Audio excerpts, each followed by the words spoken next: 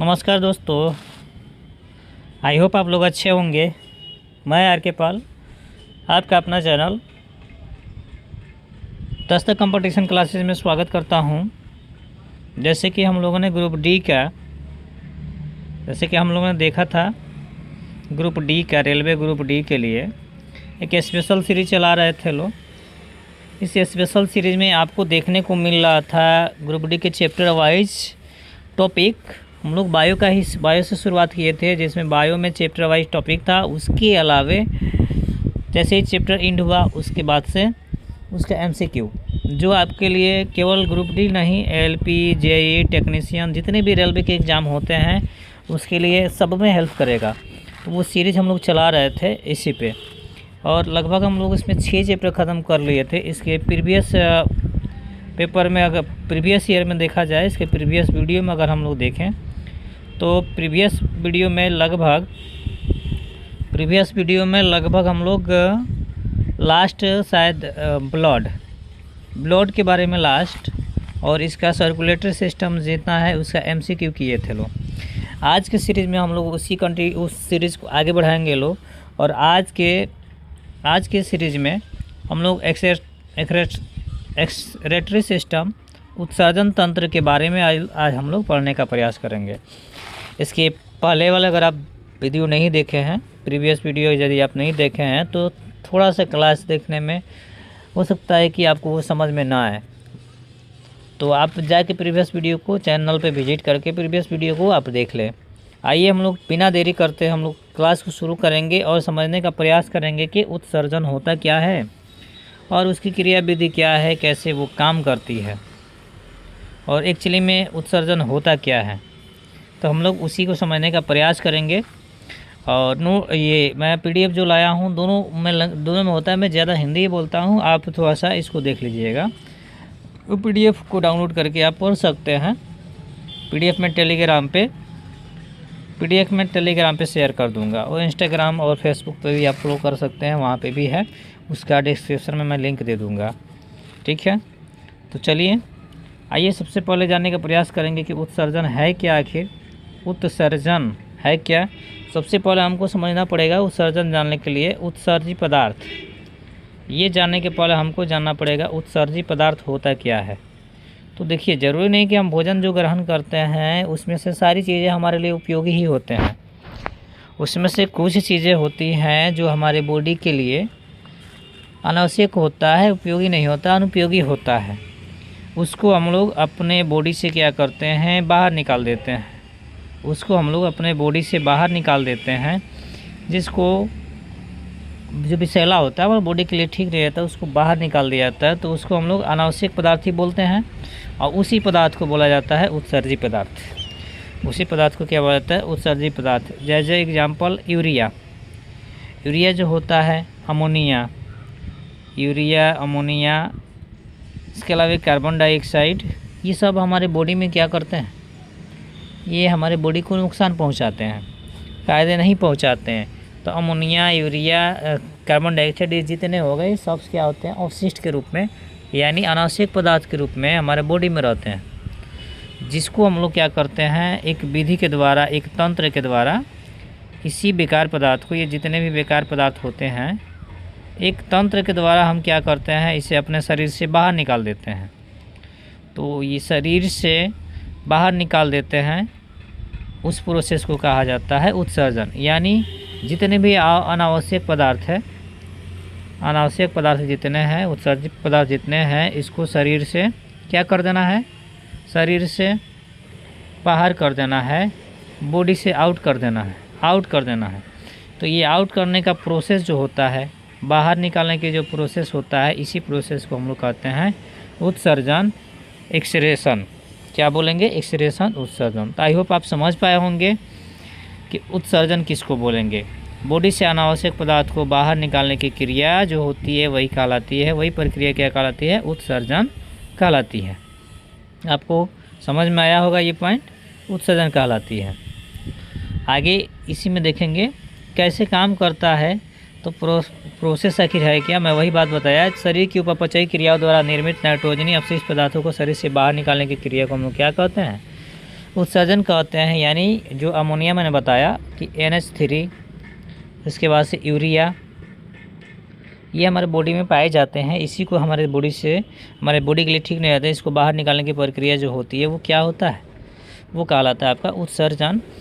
और ये बनता कहाँ से है, तो वो प्रोटीन से प्लस अमीनो एसिड, ये मिल के क्या करता है, अमोनिया को रिलीज करता है। प्रोटीन और एमिनो एसिड मिलके अमोनिया को रिलीज करता है, जो शरीर के लिए अत्यंत विषैले एवं हानिकारक होते हैं। यानी अमोनिया हमारे बॉडी के लिए होता है वो हानिकारक होता है, फ़ायदेमंद नहीं होता है, इसलिए इसको शरीर से बाहर निकालना आवश्यक होता है। तो अमोनिया को शरीर से बाहर निकालने की विधि के आधार पर अगर बाहर निकाला जाता है तो इसको प्रोसेस करते हैं। अब अमोनिया को बॉडी से अगर बाहर निकालना है तो अमोनिया को बॉडी से बाहर निकालने के लिए प्रणालियों के आधार पर अगर बांटें, अमोनिया को अगर बाहर निकालना है, हाँ, इस अमोनिया को बाहर निकालने, शरीर से बाहर निकालने की विधि क्या होती है, तो विधि जानेंगे। प्रत्येक जीवों में, प्रत्येक प्राणी में उसके आधार हैं, किस आधार पे वो अमोनिया को बाहर करेगा, उसी चीज़ को आगे देखेंगे। तो इनको उसमें हम देखें तो 3 समूह में बांटे हैं। आइए देखते हैं कि तीनों समूह होता क्या है। तो एक्चुअली में अगर देखिएगा तो अमोनोटेलिक होता है, इसके अलावा एक तो अमोनोटेलिक होगा, दूसरा आपको यूरियोटेलिक होगा जिसमें यूरिया को बाहर निकाला जाएगा, और तीसरा आपको यूरोकेटेलिक हो जाएगा। ठीक है, यूरोटोलिक और यूरोकेटोलिक 3 तरह के होंगे और 3 तरीके से इसको बाहर निकाला जाता है। इसमें फिर आपका 3 तरह से बाहर निकाला जाएगा। इसके बाद से किडनी भी कुछ काम करता है, वो तो सब उत्सर्जन तंत्र में, तो 3 तरीके से होते हैं। तो आइए हम लोग पहला जानने का प्रयास करते हैं कि पहला क्या है। तो पहला देखिएगा, अमोनोटेलिक जो है वे जंतु नाइट्रोजन अपशिष्ट का अमोनिया के रूप में उत्सर्जन करते हैं, अमोनोटेलिक प्राणी कहलाते हैं। जो अमोनिया के रूप में क्या करते हैं, उत्सर्जन करते हैं, उसी को हम लोग अमोनोटेलिक, यानी हमारे बॉडी से अमोनिया को बाहर निकाला जाता है। जो प्राणी अमोनिया को अपने बॉडी से बाहर निकालते हैं उसको अमोनोटेलिक बोला जाता है। और अमोनिया उत्सर्जन के लिए जल की आवश्यकता अधिक होती है, इसलिए जलीय जीव ऐसा कर पाते हैं। यानी जितने भी जलीय जीव हैं, एक्वेटिक एनिमल्स जितने भी हैं, जितने भी जल में पाए जाते हैं, उसमें जल की आवश्यकता अधिक होती है। अमोनिया को बाहर निकालने के लिए वाटर की आवश्यकता अधिक होती है। जो जल में जलीय प्राणी जो है उसमें आसानी से पाया जाता है, जैसे प्रोटोजोआ हो गया, पोरिफेरा हो गया, कुछ एनालिडा जलीय, अर्थोपोडा, लवणीय जीव, मछलियाँ, अधिकांश जो भी जिसके पास जो पानी के आसपास ज़्यादा रहता है, पानी की ज़रूरत ज़्यादा पड़ती है, वो सारे जीव क्या करते हैं, अमोनिया निकालते हैं अपने उत्सर्जन के रूप में। तो उसको हम लोग अमोनोटेलिक प्रणाली कहते हैं। समझ गए होंगे आप लोग। इसमें पोरफिरा, प्रोटोजोआ, एनालिडा और अर्थोपोडा में जितने जलीय जीव और लवण जलीय जीव जो होते हैं, मछलियाँ जो होती है, सब आ जाते हैं, वो प्राणी होते हैं। तो कभी कभी एग्जाम्पल पूछ देता है, आप यहाँ से इसको इम्पोर्टेंट कर लेंगे। आइए इसके आगे देखते हैं। दूसरा आपको जो देखने को मिलेगा, जिसको हम लोग बोलते हैं यूरियोटेलिक। यूरियोटेलिक का मतलब नाम से पता कर लीजिए। यूरियोटेलिक का मतलब ये क्या करेंगे, अपने बॉडी से ऐसे बॉडी जो अपने बॉडी से नाइट्रोजन पदार्थ को क्या करेंगे, यूरिया के रूप में बाहर निकालेंगे। ठीक है, H2NCOONH3 यूरिया का फार्मूला होता है, याद रखिएगा। उसके रूप में क्या करेंगे, बाहर निकालेंगे। उसको हम लोग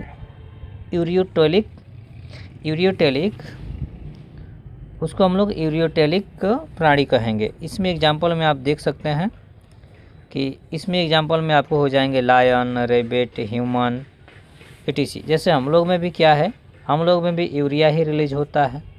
ह्यूमन में एम्फीबियन जितने होते हैं, एम्फीबियन मैमल्स जितने होते हैं, फ्रॉग हो गया, एनालिडा जितने होते हैं, जैसे लाइन, रेबिट, ह्यूमन, ये जितने जीव होते हैं सब यूरिया के रूप में क्या करते हैं, पदार्थ को बाहर निकालते हैं। इसको हम लोग यूरियोटेलिक कहेंगे। समझ गए होंगे, आई होप। एग्जाम्पल आप याद रखिएगा। यूरियोटेलिक में वैसे जीव जो नाइट्रोजन का पदार्थ यूरिया के रूप में करेंगे, और इसमें अधिकांश स्थल पर रहने वाले जंतु यूरिया में बदल देते हैं। यूरिया जल में घुलनशील होने के कारण इसके उत्सर्जन के लिए जल की आवश्यकता होती है। इसमें भी जल की आवश्यकता होती है। यूरिया क्योंकि होता क्या है, यूरिया घुलनशील होता है, जो पानी में आसानी से घुल जाता है, तो जल की आवश्यकता अधिक होती है। और ये खास तौर पे एनालिडा, स्थलीय मछलियाँ, उभय स्तनधारी शेर, खरगोश, मनुष्य उभयचर और स्तनधारी जितने भी जीव होते हैं जो स्थल पर अधिकांश रहते हैं वो अमोनिया को यूरिया में बदलते हैं। तो समझ गए होंगे। और इसमें भी जल की आवश्यकता पड़ती है क्योंकि यूरिया जो होता है वो जल में घुलनशील होता है, जल में वो घुलनशील होता है तो घुल जाता है जल में। तो समझ गए, एग्जाम्पल आप समझ गए। अगला हम लोग देखे थे यूरिकोटेलिक। यूरिकोटेलिक में देखेंगे कि ऐसे प्रणाली जो नाइट्रोजन के अवशिष्ट पदार्थ को यूरिक अम्ल में चेंज करते हैं, वो यूरिया में चेंज कर रहे थे और ये यूरिक एसिड में ये क्या करेंगे, चेंज कर देंगे। उसको हम लोग बोलेंगे यूरिकोटेलिक। जैसे इसमें कीट हो गया, सरीसृप हो गया, मरुस्थल में रहने वाले जितने भी स्तनधारी हैं, मरुस्थल में जितने भी स्तनधारी होते हैं वो सब क्या होते हैं, सब यूरिकोटेलिक जीव होते हैं, प्राणी होते हैं। समझ पाए होंगे आप। अमीनोकेटेलिक, उसके बाद यूरिएटोलिक और यूरियोकेटेलिक, तीनों में आप डिफरेंस समझ पाए होंगे। एक में अमोनिया बाहर निकलेगा, एक में यूरिया बाहर निकाला जाएगा और एक में यूरिक अम्ल के रूप में यूरिया ही जो है वो यूरिक अम्ल के रूप में वो चेंज हो जाता है, उसको बाहर निकाला जाता है। यूरिक अम्ल के उत्सर्जन में जल की आवश्यकता, क्योंकि हम उत्सर्जन में जल की आवश्यकता होती क्योंकि ये कम विषैला तथा जल में अघुलनशील होता है। ये जल में घुलता नहीं है तो इसमें जल की आवश्यकता क्या होती है, कम होती है। विषैला भी होता है ये सबसे ज़्यादा, तो तीव्र भी होगा। तो यूरिक अम्ल में उत्सर्जन में जल की आवश्यकता की कमी पड़ जाती है। तो आई होप समझ पाए। अभी 3 पॉइंट आप लोग तीनों पॉइंट समझ गए। पहला क्या था अमीनोटेलिक, दूसरा क्या था यूरिटोलिक और तीसरा क्या था यूरिकोटेलिक। एक में अमोनिया के सर को बाहर से निकाला जाएगा, दूसरा में यूरिया को बाहर निकाला जाएगा, तीसरे में यूरिया को ही यूरिक अम्ल के रूप में बॉडी से बाहर निकाला जाता है। अब आइए देखते हैं कि मानव का उत्सर्जन तंत्र। ये तो उत्सर्जन हो गया। अब उत्सर्जन तंत्र मानव में कौन कौन काम करता है। तो मानव के उत्सर्जन तंत्र के निम्नलिखित अंग होते हैं। सबसे पहले तो आपको किडनी देखने को मिलेगा, जिसको हम लोग हिंदी में क्या बोलते हैं, ब्रीवक। इसके बाद से आपको यूरेटर देखने को मिलेगा, जिसको हम लोग क्या कहते हैं, मूत्रवाहिनी कहते हैं। उसके बाद से आपको यूरिनी ब्लैडर देखने को मिलेगा, जिसको हम लोग मूत्राशय के नाम से जानते हैं। उसके बाद यूरेथ्रा आपको देखने को मिलेगा, जिसको हम लोग मूत्रमार्ग कहते हैं। तो ये 4 अंग आपको पाए जाएंगे उत्सर्जन में, जो भाग में आते हैं, जो उत्सर्जन में मदद करते हैं। 4 चीज़ें आपको देखने को मिलेगी। इसमें हम लोग पहला चीज़ देखने का प्रयास करेंगे, जिसको बोला जाता है किडनी। किडनी जो होता है, आपको पता होगा कि किडनी की संख्या लगभग 2 होती है और उदर गुहा के पृष्ठ भाग में पाई जाती है। यानी ये पेट हो गया, पेट के पिछले भाग में पाई जाती है और 2 जोड़ी पाई जाती है और यही क्या करती है, उत्सर्जन का काम करती है। तो उसको देखेंगे। मानव में 1 जोड़ी पाए जाते हैं, जो उदर गुहा के पृष्ठ भाग में कशेरुकी एंड बैकबोन जो होता है कि दोनों ओर स्थित होते हैं। दायां वृक्क और बायां वृक्क से कुछ आगे स्थित होता है। न राइट वाला जो होता है वो लेफ्ट से थोड़ा सा आगे होता है। कुल मिला जुला के ये उदर गुहा के पिछले भाग में बोन मैरो के आसपास में दोनों ओर स्थित होता है और दायां वृक्क और बाएं वृक्क से कुछ आगे स्थित होता है। दायां जो होता है कुछ आगे स्थित होता है। एक स्टेटमेंट में आपको पूछ सकता है। अगला देखेंगे, इसी में है आगे। आप 1 मिनट 4 5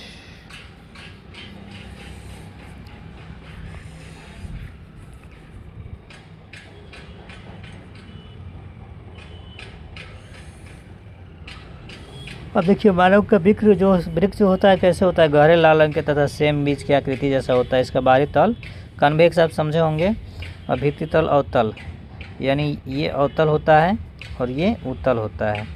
तो इसका बाहरी तल जो होता है वो क्या होता है, उत्तल होता है, और कन्वेक्स होता है, और भीतरी तल जो होता है वो अवतल होता है। ठीक है, जिसे वृक्क का हाइलम कहते हैं, जिसे हम लोग क्या कहते हैं, जिसको बोला जाता है हाइलम। जिसको क्या बोला जाता है, हाइलम कहा जाता है। और हाइलम कहा जाता है। वृक्क धमनी, लसिका वाहिनी, मूत्रवाहिनी वृक्क के इसी भाग द्वारा जुड़ी रहती है। किससे जुड़ी रहती है, हाइलम से। मैं डायग्राम से आपको बताऊंगा ज़रूर आगे। फिर इसी में आप देखेंगे मूत्रवाहिनी। इसके बाद मूत्रवाहिनी देखिए, तो मूत्रवाहिनी में प्रत्येक नाभिक के पेशीय भित्ति की बनी होती है और लंबी संकर नली होती है जिसे मूत्रवाहिनी कहते हैं। वो क्या होता है, ऊपर से बना होता है ऐसे एक नली, उसी को हम लोग मूत्रवाहिनी कहते हैं। और मूत्रवाहिनी का वृक्क में स्थित प्रारंभिक भाग चौड़ा व किपुनमा होता है जिससे हम लोग वृक्क शरीर पेल्विस भी कहते हैं। उसको क्या बोलेंगे, पेल्विस भी कहते हैं। आइए फिगर के माध्यम से देखने का प्रयास करेंगे। आप सोच रहे थे कि फिगर नहीं है, फिगर है, लेकिन जहाँ उसकी ज़रूरत है वहाँ फिगर से समझने का प्रयास है। फिगर तो बड़ा हो जाएगा आपका। ये आपको पूरा बॉडी का स्ट्रक्चर देखने को मिला। और ये आपका किडनी है दोनों, ठीक है, जो लेफ्ट साइड में है और राइट साइड में है। और ये आपका नीचे जो है, उस सबसे नीचे जो है प्रोस्टेट ग्लैंड है, जो जेंट्सों में पाया जाता है। जेंट्स का ही मैंने लिया है। और ये आपका ये किडनी से जो है सेलाइन आती है, उसको मूत्रवाहिनी कहते हैं। सबसे नीचे आपका जो पाया जाएगा ये वाला पार्ट, ये क्या है, ये लंबा जो पार्ट दिख रहा है, ये आपका मूत्र मार्ग है। तो आई होप आप लोग समझ गए होंगे, फिगर से समझ गए होंगे किधर क्या रहता है। अब आइए मूत्राशय के बारे में इसमें देख लेते हैं थोड़ा सा, मूत्राशय है क्या।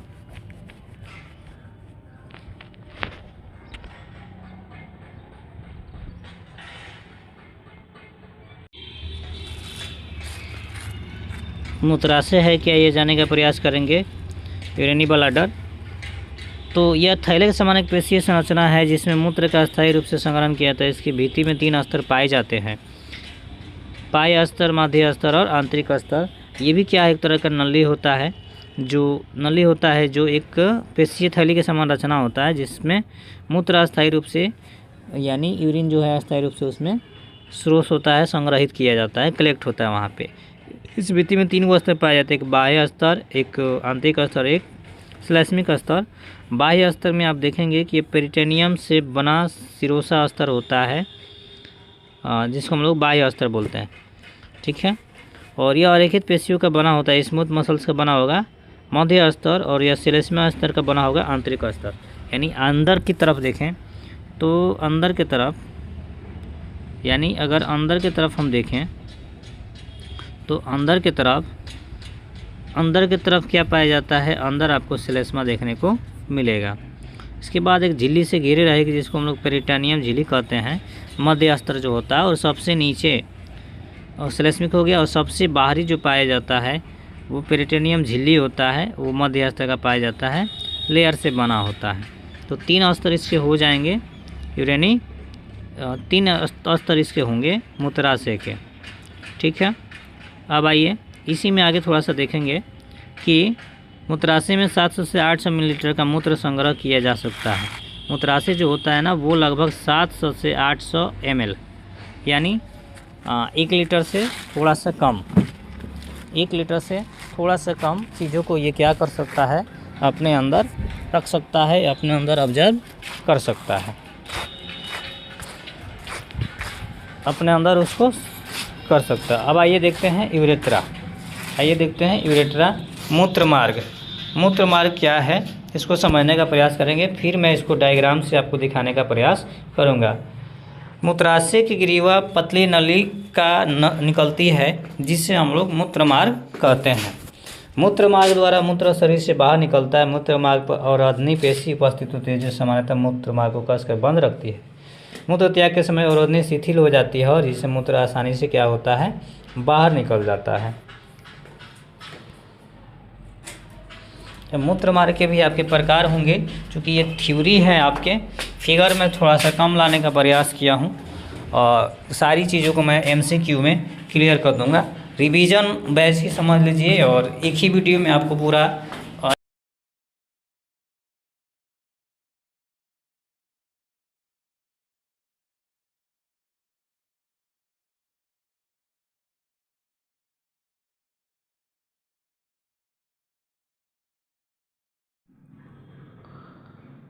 तो मूत्राशय जो है, मूत्राशय ग्रीवा से एक पतली नलिका निकलती है जिसे हम मूत्रमार्ग कहते हैं। मूत्रमार्ग के द्वारा शरीर मूत्र से बाहर निकलता है और आसानी से बाहर निकल जाता है और ओदनी पेशनी होती है, तो मैंने आपको बता ही दिया, ठीक है। और बाहर निकाल दिया जाता है और ओदनी से, ये मैंने बता दिया आपको। अब आगे हम देखने का प्रयास करेंगे इसमें कि वृक्क जो होता है, वृक्क को कितने भागों में बांटा जाता है। देखिए वृक्क की आंतरिक संरचना में देखिएगा तो प्रत्येक वृक्क चारों तरफ से एक दृढ़ तंतुमय संयोजित होता है जिसे हम लोग वृक्क संपूर्ण कहते हैं। वृक्क के बारे में मैंने जब बताया तो वृक्क की आंतरिक संरचना बताएंगे कि वो संरचनात्मक और क्रियात्मक इकाई होता है जिसको हम लोग नेफ्रॉन कहते हैं, जिसको हम लोग क्या कहते हैं, नेफ्रॉन कहते हैं, जिसको हम लोग नेफ्रॉन कहते हैं। अब इसकी आंतरिक संरचना को देखेंगे तो वृक्क को हम लोग दो भागों में बांट देते हैं। एक तो होता है आपका कॉर्टेक्स होता है और एक मेडुला होता है। कॉर्टेक्स में और मेडुला में दो भागों में इसको बांट दिया जाता है।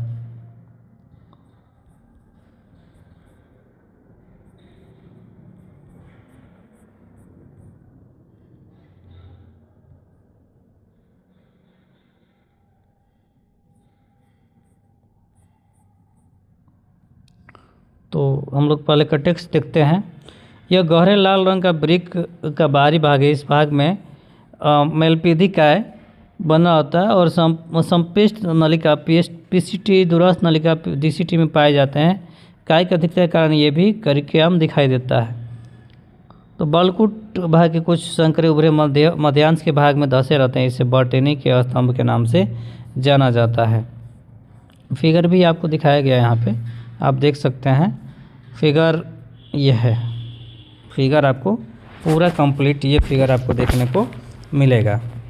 पूरा कंप्लीट फिगर जो है ये आपको देखने को मिलेगा। आप फिगर देख रहे होंगे, सारी चीज़ें इसमें ऑब्जर्व है। चलिए आगे देखते हैं मध्यांश किसको कहते हैं। आगे अगर मैंने फिगर लिया होगा तो मैं उसे बता दूंगा कि किस तरह से ये काम करता है। यह वृक्क का भीतरी भाग होता है। इस भाग में वृक्क नलिकाओं के हेनले का लूप तथा संग्रह नलिकाएँ पाई जाती है। हेनले का लूप काफ़ी इंपॉर्टेंट है, इसी में देखने को आपको मिलेगा। मध्यांश के बाहरी भाग में बाहरी वर्तनी का स्तंभ के कारण मध्यांश में शंक्वाकार उभार दिखाई देते हैं, जिसे हम लोग पिरामिड कहते हैं। पिरामिड एक पेलुनुमा गुहा में स्थित होता है, जिसे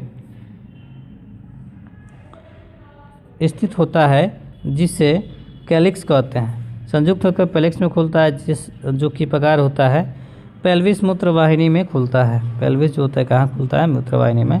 calyx excretory system of human में मानव को उत्सर्जन तंत्र और वृक्क नलिका या नेफ्रॉन के बारे में यहाँ पे दिया हुआ है इन्होंने।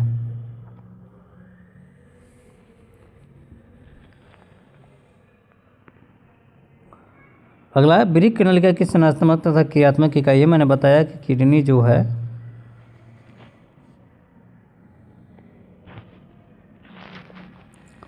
क्रियात्मक इकाई पाई जाती है। मनुष्य में लगभग 10 लाख से 12 लाख मांग लंबी तथा कुंडलित नलिकाएँ पाई जाती है। कितना, 10 लाख, 10 मिलियन से 20 लाख 20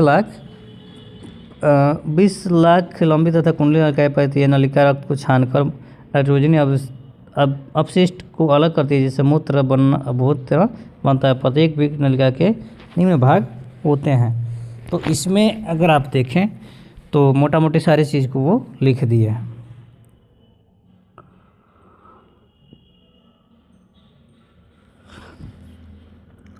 नेक्स्ट उसमें आप देखेंगे, जब उसके पार्ट देखें तो पार्ट लगभग 5 तरह के आपको देखने को मिल जाएंगे। एगो समीपस्थ कुंडलित नलिका जो उसके पास में रहता है। मेलपीगी का उसको बोला जाता है। हेनले का लूप आपको पाया जाएगा। दूरस्थ कंदली नलिका यहाँ पे वो मिलेगी। संग्रह नलिका, कलेक्टिंग ट्यूबस और वासा रेक्टा, वासा वेक्टर। तो पूछा है कि मैग्लीपाय है।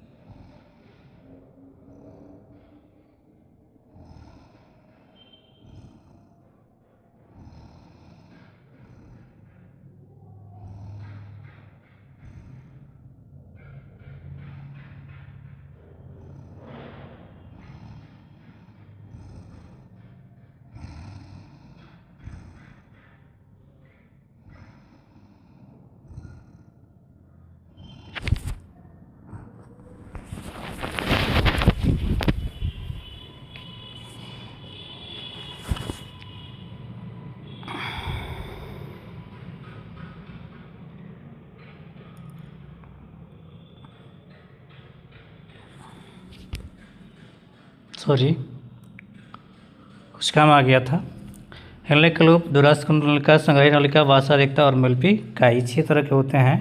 प्रत्येक वृक्क नलिका का अग्रभाग मेलपिकाय कहलाता है और ये 2 भागों का बनता है, बोमन संपुट और कोशिका गुच्छ या ग्लोमेरुलस जिसको हम कहते हैं। बोमन स्फुट जानने का प्रयास करेंगे। बोमन स्फुट में अगर देखेंगे तो यह नेफ्रॉन की पिलिनेमा संरचना है जिसे ग्लोमेरुलस धसा रहता है। बोमन संपुट के भित्ति महीन द्विस्तरीय तथा सल्की उपकला की बनी होती है। ये होता है वो कैसे बना होता है, एपिथेलियम का बना होता है, उपकला का बना होता है। इसी वजह से ये क्या होता है, सॉफ्ट होता है। इसी वजह से ये सॉफ्ट होता है। इसकी भित्ति विशेषकर कोशिकाएं पाई जाती है जिन्हें पेडोसाइट्स कहते हैं और पेडोसाइट के प्रबद्ध एवं रुधिर कोशिकाओं की भित्ति महीन गुल्मस झिल्ली रखती है जिससे इसके लिए सूक्ष्म किया जाता है जिसके कारण अधिक परगम्य होती है। दूसरा हम देखेंगे कोशिका गुच्छक। कोशिका गुच्छक में देखेंगे तो गुहा में वृक्क धमनी की अव्याय धमनी के 50 शाखाओं में व्यक्ति को कोशिका गुच्छा बनाती है जिसे हम लोग ग्लोमेरुलस कहते हैं। और यही क्या करता है, फिल्ट्रेट करके और मूत्र को बॉडी से बाहर निकलता है जिसको हम लोग फिल्ट्रेशन प्रोसेस भी कहते हैं। ठीक है,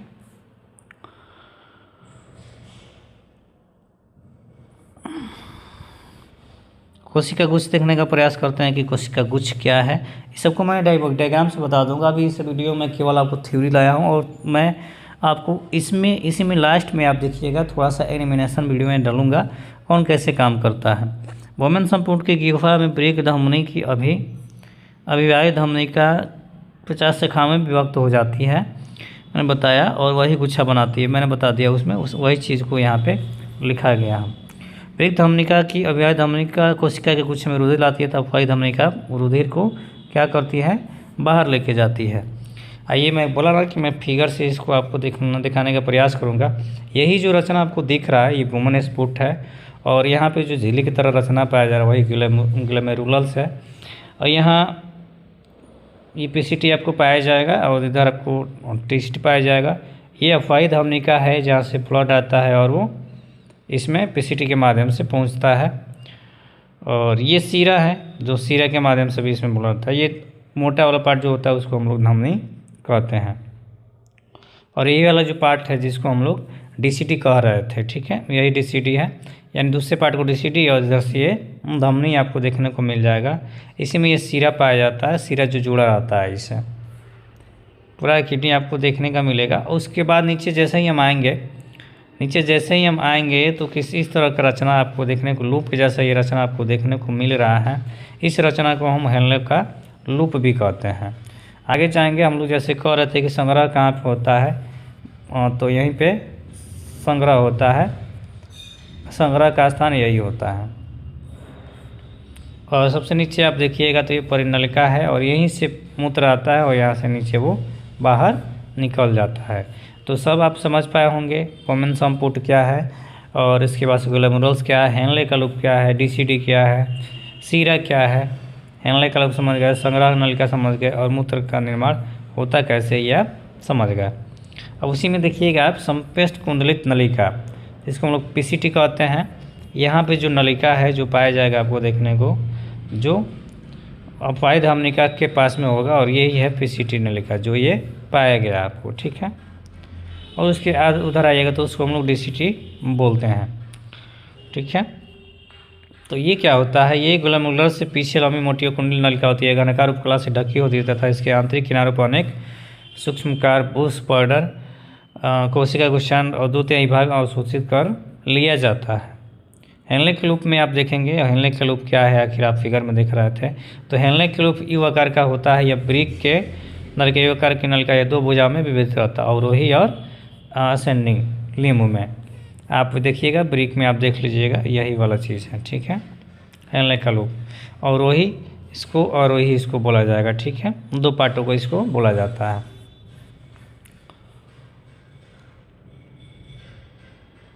तो हेनले का लूप आप समझ गए। अवरोही भुजा क्या करता है, वो सल्की या एपिथेलियम ऊतक द्वारा सहायता होता है और इसकी भुजा क्या होगी, क्यूबॉइडल होगी, क्यूबॉइडल एपिथेलियम होता है आरोहिकार होता है, आरोही द्वारा अस्थिर रहती है, अस्तर जो बना होता है क्यूबाइडल बना होता है। दूरस्थ देखेंगे थोड़ा सा, उसमें जो दूर पाया जा रहा था उसमें पीसीटी के हुनले लूप के आरोही मतलब उसके जस्ट अपोजिट नलिका में खुलता है, इसके भाग में स्थित होती है। डीसीटी का घनाकार उपकला द्वारा स्थित होता है, लेकिन इसमें पीसीटी की तरह सूक्ष्म कार माइक्रोविलाई नहीं पाए जाते हैं। ये आपको जो रचना दिखाई दे रहा है, मैं फिगर पे आता हूँ, इसमें आपको जो छोटी छोटी रचना दिखाई दे रहा है वो उसमें नहीं दिखाई देता। इसको हम लोग भिलाई भी कहते हैं, जैसे छोटी याद पे आपको देखने को मिल जाता है।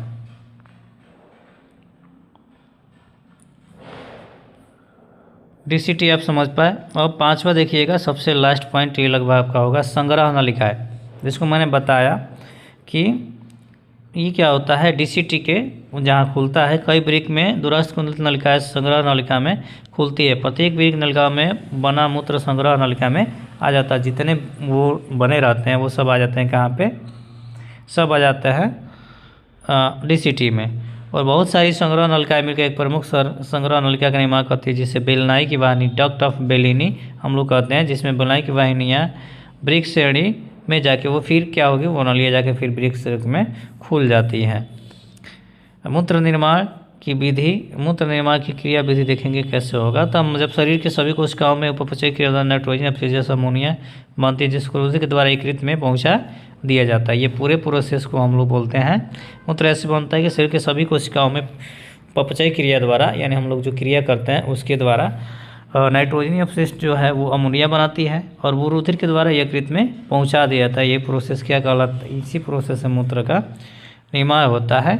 और अमोनिया यकृत में यूरिया चक्र होता है, यकृत में ही लीवर में ही जाके वो क्या करता है, अमोनिया यूरिया साइकिल में कन्वर्ट करके उसके माध्यम से अमोनिया को यूरिया में चेंज कर देता है। अमोनिया को किस में, यूरिया में चेंज कर देगा, अमोनिया जल में मिल जाता है और यूरिया में वो चेंज हो जाता है। फिर इसको रुधिर के माध्यम से यकृत शिरा द्वारा पश्च महाशिरा में डाल दिया जाता है। पुनः फिर क्या किया जाता है, उसको पश्च शिरा में रक्त को डाल दिया जाता है शिरा के माध्यम से। तो मूत्र निर्माण की ये विधि थी आप। और वही क्या करती है, पश्च महाशिरा यूरिया को ब्रिक में पहुंचा देती है, ब्रिक में इसको रुधिर से पृथक किया जाता है। इस मूत्र निर्माण कहते हैं। यह प्रक्रिया निम्न चरणों में पूरी होती है। वही ब्रिक आगे चला जाता है, उसके बाद से रुधिर से अलग कर देता है, उसी को मूत्र का निर्माण कहते हैं।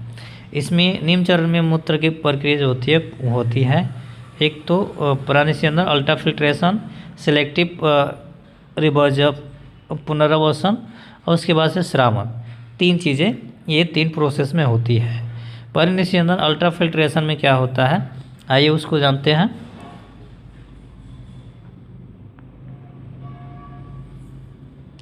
अल्ट्राफिल्ट्रेशन में आपको क्या मिलेगा, निस्यंदन में बोमन सूक्ष्म छलनी की भांति कार्य करता है। इसमें अववाही धमनी का यूरिया युक्त रक्त घुल जाती है और अपवाही धमनी का इसे रुधिर से बाहर निकाल देती है। उसमें आपको जो अपवाही धमनी का थी वो यूरिया को लाएगी साथ में और फिर यहाँ से टोरी जो होता है अपवाही धमनी का वो क्या करेगी, बाहर निकाल देगी शिरा के माध्यम से। इसको लगभग क्लैमुरल्स की कोशिका में असंख्य छिद्र होते हैं, जिसे छिद्रित झिल्ली की परिगमिता समांतर रुधिर कोशिका की तुलना में 1 से 1000 गुना अधिक होती है। यानी आपको इसमें धमनिका ये जो दिखाई दे रही है, फिगर से मैं दिखाने का प्रयास करता हूँ आपको। ये धमनिका जो दिखाई दे रही है यहाँ पे बहुत सारे छिद्र रहते हैं, लगभग वो 100 से 1000 के करीब में छिद्र आपको वो पाए जाते हैं संग्राहिक नलिका में जो होता है।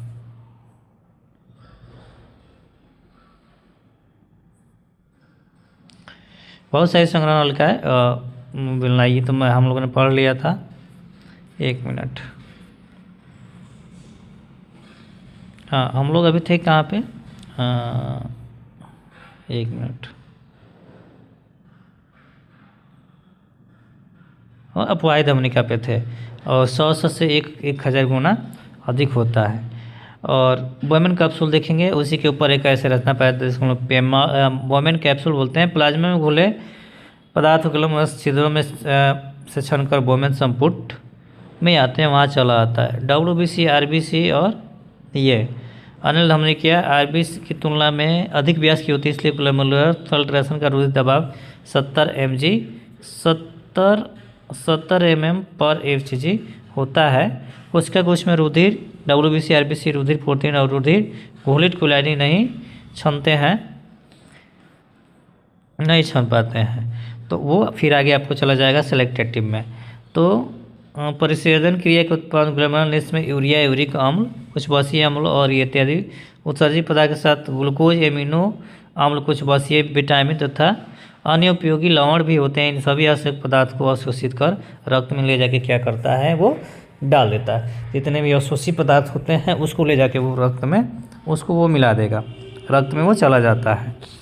और उसके बाद से वो रक्त जो होता है धीरे धीरे लगभग 95% भाग जल में चेंज हो जाता है और इसका लगभग 0.8 पॉइंट भाग ही मूत्र में परिवर्तित हो जाता है। बाकी वो भाग छन कर बॉडी में प्रवेश कर जाता है। और बाकी 0.8% भाग ही मूत्र में क्या होता है, वो परिवर्तित हो जाता है। चूँकि आपको सब चीज़ देखने को यहाँ पे मिल जाएगा, सभी पदार्थ में ग्लूकोजी, बसियम, विटामिन, जल, सब उपयोगी लवण भी होते हैं। उसके अलावा यूरिया, यूरिक अम्ल और क्रोनेटिन वसा ये पाया जाता है, ये अनुपयोगी होते हैं, तो उसी को शरीर से बाहर निकाल दिया जाता है। ये सब आवश्यक पदार्थ होते हैं, जैसे हमको एमिनो एसिड चाहिए और बसीय अम्ल, विटामिन, जल, ये सब सारी चीज़ आपको चाहिए इसमें अगला देखेंगे कि वृक्क नलिकाओं में अब उसमें जो हानिकारक पदार्थ था, वृक्क नलिकाओं में लाभदायक पदार्थों का पुनः रुधिर में पहुँचाना वर्णात्मक पुनः अवशोषण कहलाता है। तो जितने भी अब ये उपयोगी पदार्थ हैं, अनुपयोगी तो बाहर निकाल दिया जाता है मूत्र मार्ग से, लेकिन जितने भी अनुपयोगी पदार्थ हैं उसको फिर कहाँ पहुँचा दिया जाता है, पुनरावशोषण में पहुँचाते हैं। नाम भी है पुनरावशोषण, फिर दोबारा उसको ऑब्जर्व करना। और करीब यानी हम कह सकते हैं कि 180 लीटर चने में द्रव्य पुनरावशोषण के कारण केवल 1.5 लीटर मूत्र बनाता है। 180 लीटर में से मूत्र बनेगा तो कितना बनेगा, 1.5 लीटर। मानव में मूत्र का आयतन कितना होता है, तो 1.5 लीटर होता है। ठीक है, आप इसे बता दीजिएगा।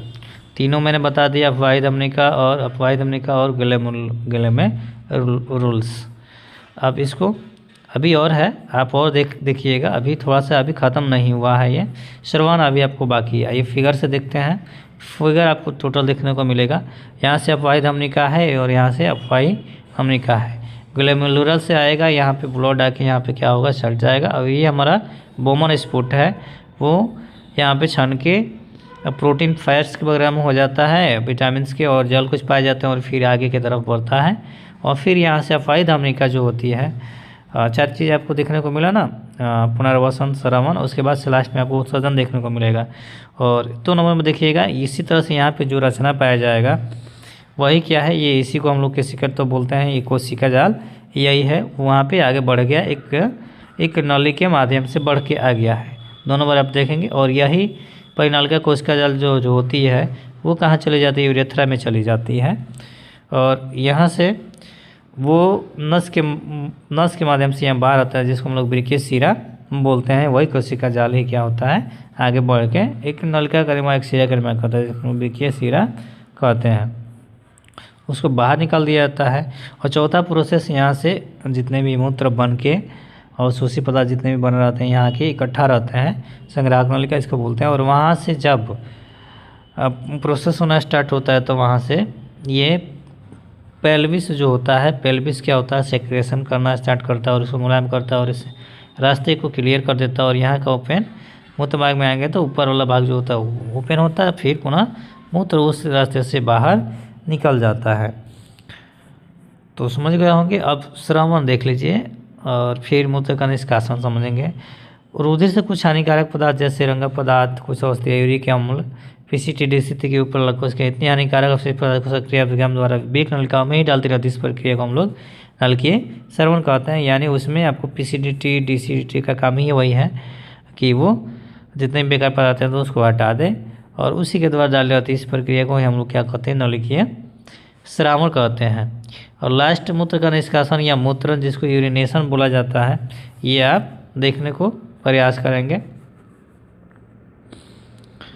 देखिए इसमें वृक्क वगैरह सब है, सबको विस्तार से पढ़ना, लेकिन इसमें उत्सर्जन के बारे में पढ़े तो हमको उतना ज़्यादा नहीं पढ़ना है।